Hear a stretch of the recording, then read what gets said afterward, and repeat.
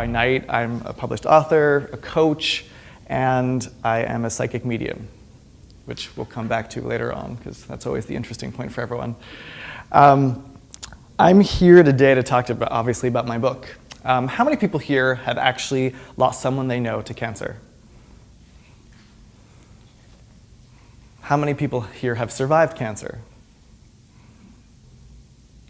How many people here have lost someone, did I just say that? Yes. How many people here have lost someone that they love, just in general? Everyone, right? How many people have lost 5 of their friends in 2 years?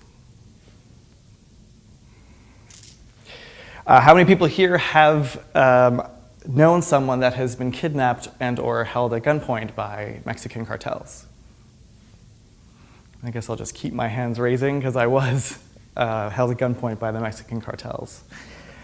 So I've been through a couple things, and I've noticed, and there's other stuff I've been through too, I've noticed that I personally go through a certain pattern every time, a certain pattern to move forward, and a certain pattern to grieve. So I created this book. I have actually created the SMILE method. It's S-M-I-L-E. Each one is an acronym. It stands for a different phase, I believe, that we all go through. So I'm going to breeze through them quickly, because if you want, we can talk about it afterwards. But S is for shock. So for example, if you lose someone you love, let's make it a friend. You're like, oh my God, this just happened to me. I'm moving fast here. M is for acceptance, what I consider to be denied acceptance. So essentially, you're helping the family to plan everything. You're getting all the logistics done. You're making sure everyone's there. You're making sure everything happens. But you're not really taking the time to know what's going on and understand what's going on. Then we get to I, which is the in overwhelmed. That's when the music stops. That's when your heart stops. That's when you grieve. That's when you are angry. That's when you're irritated with the world. Next is L, for learning. I find that to be the reflective part of it. It's the part where you say, oh my God, I will never do that again. Or you'll say, wow, I really want to do that again. Finally, I have E, for embrace. Because we are in the 21st century, and I don't think acceptance is quite enough anymore. We need to enthusiastically embrace what we're going through, to the point almost where you are grateful that you had this happen. So I'm going to read quickly. This is from one of the last chapters of it, Through Embrace. It says, everything in life is a choice. We can change the course of our lives with every new choice that comes our way. We can choose to embrace everything that is given to us in our lives, or we can choose to fight it. I believe that the universe, or God, does not give us more than we can handle. Sometimes I know I have my doubts, but in the end, we can overcome anything. We make choices all the time that can and will affect our lives. Choose everything wisely. For me, I find that the big decisions in life may require that I take some time to ponder and weigh the options. The clear path is pretty much always an intuitive decision for me. In other words, when I close my eyes, take a few breaths, and listen to my inner voice, the decision becomes clear. Whereas, let's not even talk about restaurant menus, because I don't even know how to deal with those. Clearly, we have fate and destiny that gracefully shine into our lives and gracefully dim out of our lives. But I would argue that everything in our life is a choice. Yes, everything. Our lives and the success of our lives are pretty well created by us. For example, of course I did not choose to be almost kidnapped, but I did take a director role in Mexico that potentially put me into harm's way. I made a series of choices that led to me to that spot on that day. I'm not saying I caused it to happen, but I certainly made enough choices to place me then and there in that terrifying situation. Therefore, our lives are both the sum total of our choices combined with the random cards, or not so random, given God, that the universe deals to us. And I choose how to deal with this almost kidnapping each and every day. I can be okay with what happened, or I can choose to be sad and depressed about it. What I'm really trying to say here is the choice to live gracefully or live miserably is yours and yours alone. So live gracefully and happily, right? Easier said than done. Yeah. Definitely easier said than. So I have like 4 minutes left. Okay. This is the fun part. When I was first asked, I had absolutely no idea what I was going to talk about because I don't have stories like them. I can talk about my own experiences, which have been harrowing to me. So I was thinking about it for weeks, to be honest.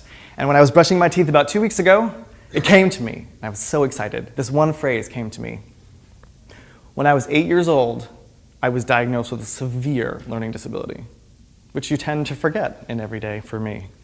And then I was like, oh my God, that's great. I got it. I got at least 1 point that I can share with them, just one. That's all I need, right? So when I was 8 years old, I was diagnosed with a severe learning disability.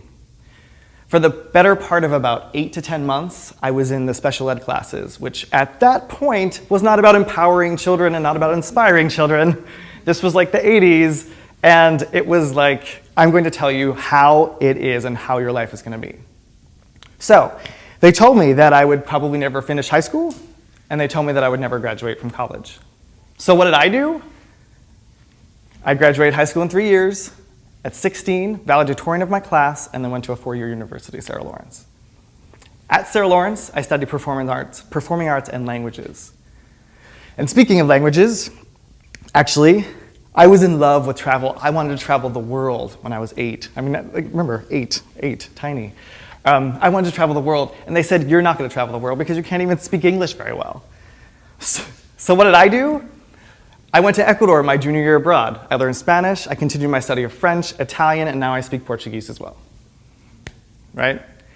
I wanted an office in corporate America, too, when I was 8 years old, because my father had an office, and I thought that was the coolest thing. So I wanted an office. And they said, forget corporate America, and they laughed. They literally laughed. So do you know what I do today? I'm a senior director of HR for a social media agency, on my way to becoming a global VP of HR for a multinational corporation. Not so bad. And last but not least, I wanted to write children's books at 8 years old. And they said, you will never write a book. So you know what I did? Yeah, I wrote a book. And I have 2 others that I'm writing, and I have 8 more in my mind somewhere, you know? So here's the thing. When I was diagnosed, I have like 4 minutes, okay. When I was diagnosed, I had 2 options. I felt like I could let it define me, or I felt like I could defy it. For example, Abraham Lincoln.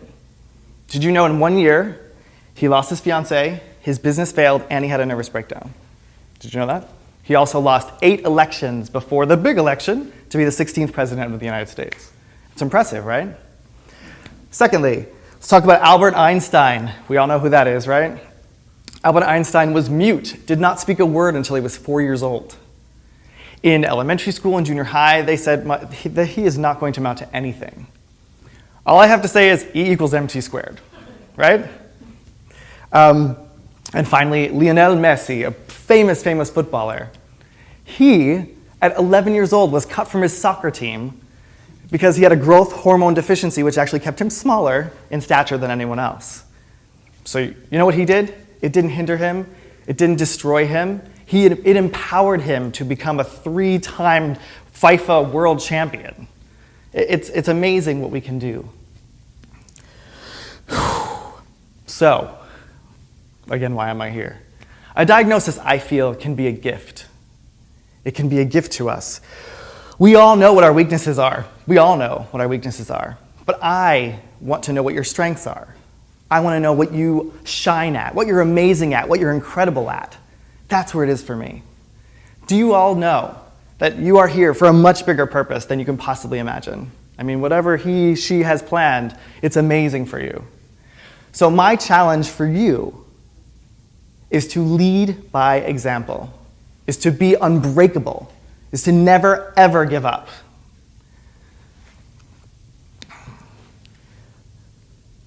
And don't ever forget to empower and inspire those around you to know better, to be better, and to do better. I'm almost done now. So I read this amazing quote the other day, which I'm going to share with you. I'm going to say it twice because I want everyone to hear it. By Dr. Wayne Dwyer. He says, attract what you are, not what you want. I'll come back over here, I'll say it again. Attract what you You attract what you are and not what you want. Does that make sense? Yeah. So by all means, if you want to attract peace and silence in your life, then be silent and be peaceful. But if you want to attract amazing, incredible, extraordinary things to you, then be that amazing, extraordinary person every day. And one more thought. If I have time. Okay. You are the master of your own fate on this earth, whether you realize it or not. And you define you at every moment. So the next time someone tells you you cannot do something, you turn around and you say, watch me. Thanks.